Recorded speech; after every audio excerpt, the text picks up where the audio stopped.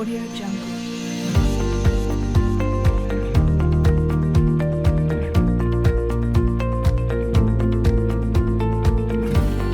Audio Jungle.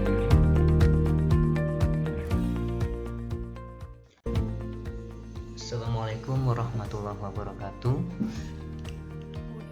Kembali dengan saya Dimas Pravoswolidiyani dalam mata kuliah dasar budidaya tanaman perkebunan. Nah, pada kesempatan kali ini kita akan membahas tentang faktor pembatas tanaman. Nah, kira-kira apa sih yang membatasi tanaman untuk tumbuh dan berkembang itu? Mari kita bahas satu persatu. Nah, industrial crop atau tanaman perkebunan itu adalah faktor yang mempengaruhi budidaya tanaman. Di antaranya adalah iklim pertama, kemudian tanah, dan tanah itu juga terbagi dari kondisi lahan dan kesusahan lahannya. Nah, pertama adalah iklim. Iklim adalah keadaan atmosfer selama periode tertentu. Nah, dalam unsur iklim itu ada radiasi matahari, ada curah hujan, ada suhu, ada kelembaban, dan juga angin. Nah, iklim juga merupakan kombinasi faktor lingkungan yang meliputi semua unsur iklim. Kemudian iklim berbeda dari suatu tempat dengan tempat yang lainnya. Misal iklim pada provinsi Lampung itu akan berbeda dengan kondisi iklim di Sumatera Selatan atau di Riau. Kemudian iklim suatu tempat atau daerah yang sangat menentukan tanaman apa yang dapat dibudidayakan di suatu tempat tersebut.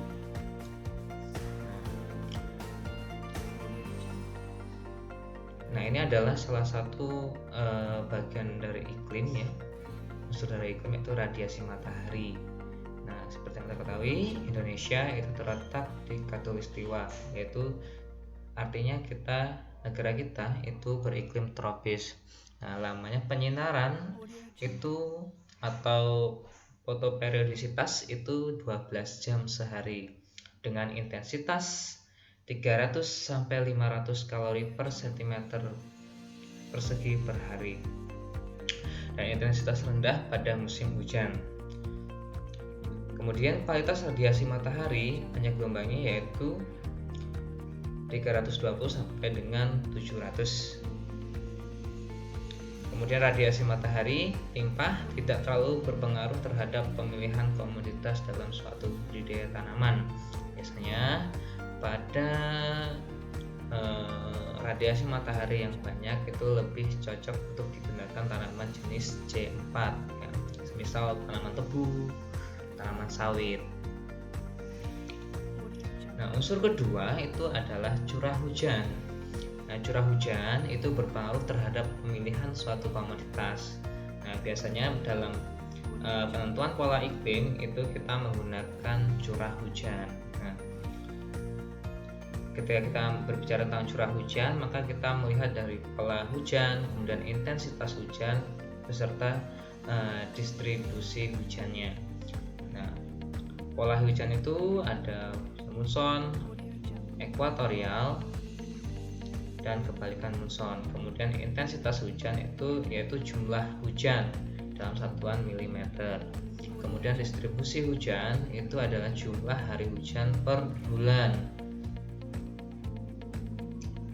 Nah, klasifikasi iklim berdasarkan pertumbuhan vegetasi itu ada sistem klasifikasi Smith-Ferguson dan ada sistem klasifikasi Alderman. Nah, biasanya Alderman ini Alderman yang membagi pada wilayah Jawa ya, hujan di Jawa ya. Wilayah iklim basah itu curah hujan kurang dari 200 mm per bulan ya. Kemudian wilayah iklim kering itu bulan kering sama dengan curah hujan kurang dari 100 mm per bulan. Maaf, tadi untuk wilayah iklim basah itu bulan basah sama dengan curah hujan lebih dari 200 mm per bulan ya.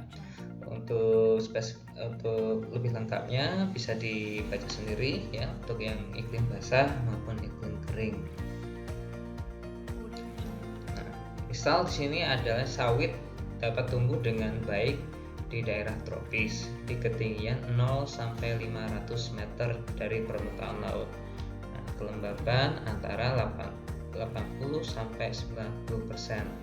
Nah, kemudian sawit membutuhkan iklim dengan curah hujan yang stabil, yaitu 2000 sampai 2500 mm per tahun. Nah, kemudian sawitnya tidak menghendaki tergenang air ya saat musim hujan atau tidak kekeringan saat kemarau. Jadi tidak membutuhkan air yang sangat berlebih, juga tidak cocok untuk musim yang sangat kering sekali. Kemudian pola curah hujan tahunan mempengaruhi perilaku pembungaan dan produksi buah sawit. Nah, ini pada tanaman tebu, curah hujan ideal untuk tanaman tebu itu kurang lebih sama dengan 2000 mm per tahun dengan musim kemarau yang tegas ya, artinya yang siap ada, yaitu antara 4 sampai 6 bulan untuk pemasakan sukrosa pada tanaman tebu.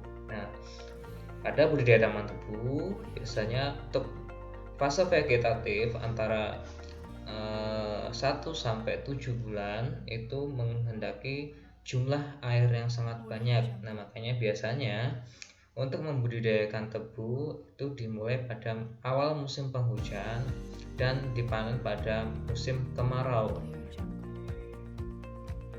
Nah, biasanya budidaya tanaman tebu itu dilakukan atau dilaksanakan di Pulau Jawa, di Lampung, dan Sulawesi. Nah, kemudian unsur iklim yang selanjutnya itu adalah suhu.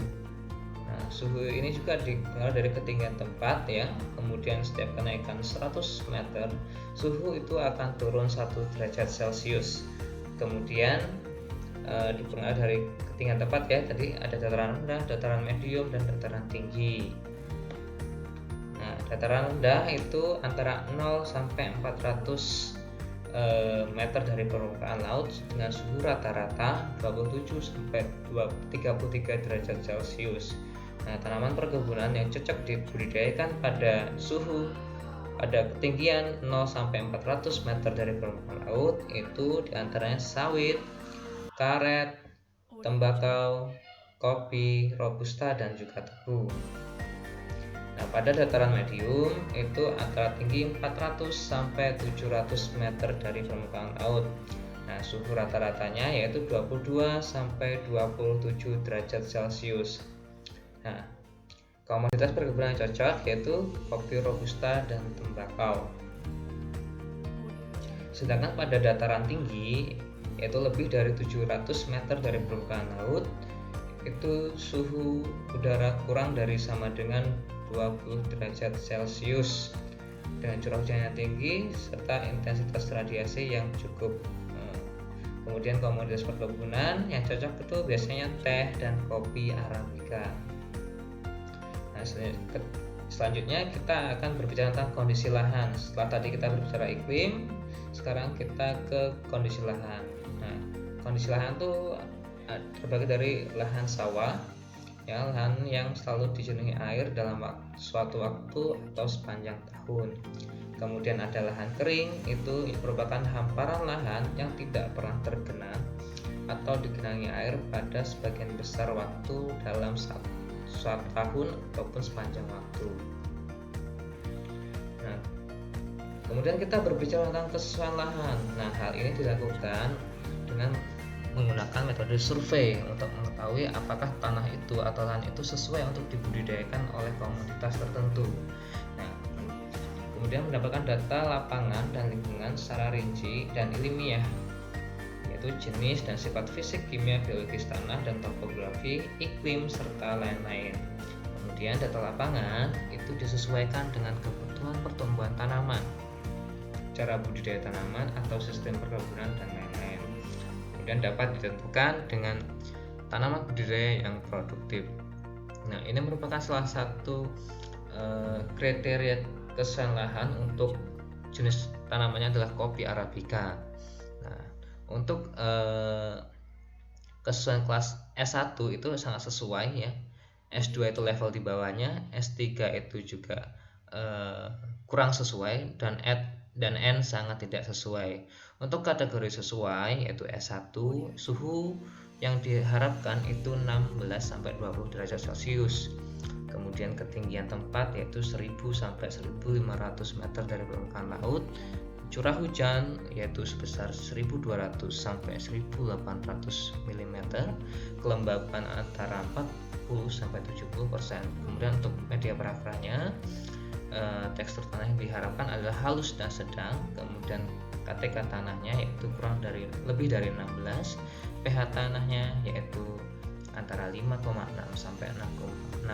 Kemudian C organiknya yaitu lebih dari 2,0. Sedangkan ketersediaan hara yaitu N totalnya sedang, K tersedia sedang, P2O5 nya tersedia sedang, dan untuk lahan erosinya yaitu kurang dari 8%. Baik, itu yang dapat saya sampaikan. Jika ada pertanyaan silakan komen di bawah atau kita diskusikan dalam grup. Demikian, terima kasih atas partisipasinya. Saya akhiri. Wassalamualaikum warahmatullahi wabarakatuh. Audio Jungle.